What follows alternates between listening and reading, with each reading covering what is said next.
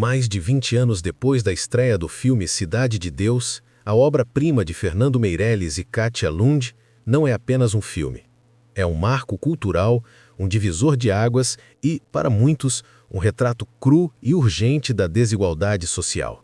Mas por trás da câmera frenética, da edição revolucionária e das atuações viscerais, existe uma história de bastidores tão poderosa e desafiadora quanto a narrativa de Buscapé, Zé Pequeno e Mané Galinha.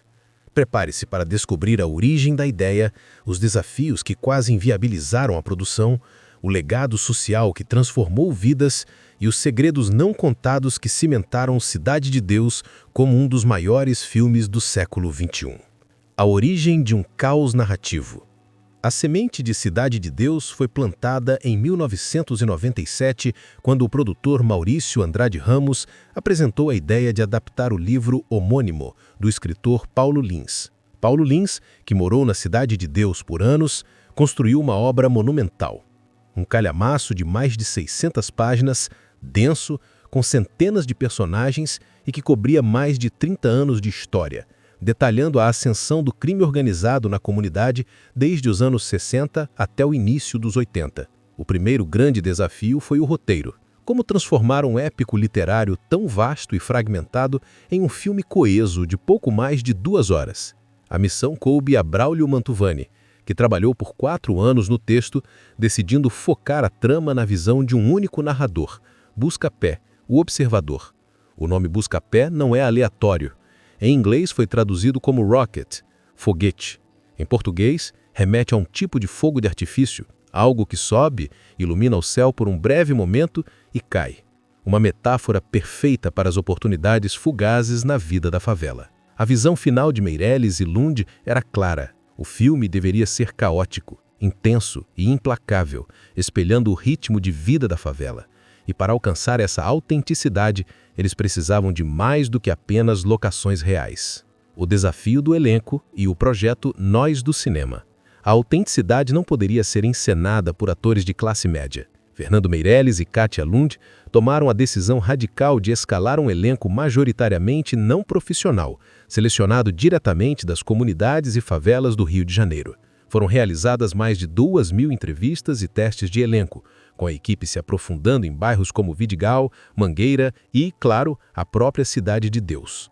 O grande desafio, transformar jovens talentosos, mas sem experiência em atuação, em protagonistas de um drama complexo. A solução foi a criação do Nós do Cinema, um projeto social e de capacitação liderado pelo preparador de elenco Guti Fraga. Durante meses, antes e durante as filmagens, os jovens passaram por oficinas intensivas de interpretação, técnica e análise de roteiro. O ator Leandro Firmino da Hora, que deu a vida ao inesquecível Zé Pequeno, nunca teve a intenção de atuar. Ele foi aos testes apenas para acompanhar um amigo que queria o papel. No entanto, sua presença imponente e um trabalho intenso de preparação para extrair uma raiva interior, já que na vida real Leandro é descrito como uma pessoa extremamente calma e suave, resultaram na escalação para um dos vilões mais icônicos do cinema mundial. Essa decisão de mergulhar de cabeça na realidade e dar voz aos moradores injetou no filme uma verdade que nenhuma estrela de cinema poderia replicar. O resultado não foi apenas um filme, mas o nascimento de uma nova geração de atores e profissionais do audiovisual. As filmagens foram um turbilhão de logística e improviso, cheias de histórias de bastidores que se tornaram lendas. A locação principal, a Cidade de Deus, era um desafio por si só, exigindo uma complexa negociação com a comunidade e, infelizmente, com os próprios criminosos da área para garantir a segurança da equipe. Um dos momentos mais famosos e técnicos do filme é a cena de abertura, da galinha. Na cena, a galinha escapa, sendo perseguida por Dadinho, futuro Zé Pequeno, e a gangue dos baixinhos. O ritmo da câmera é frenético, acompanhando a correria do animal de forma quase documental.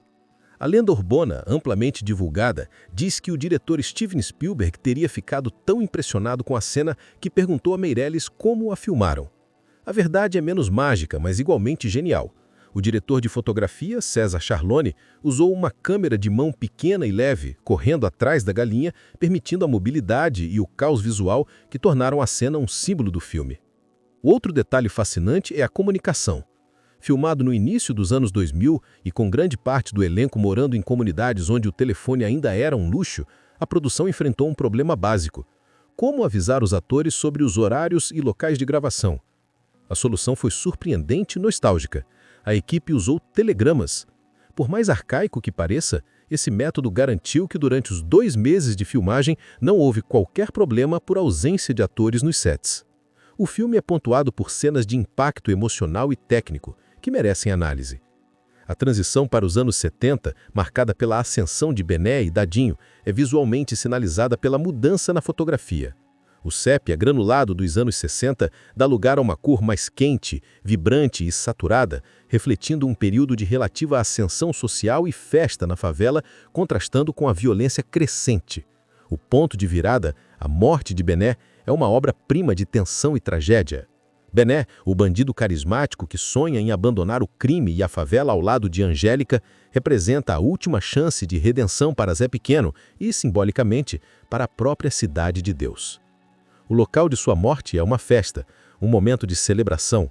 O tiro acidental por parte do ex-funcionário de Zé Pequeno sela o destino de todos.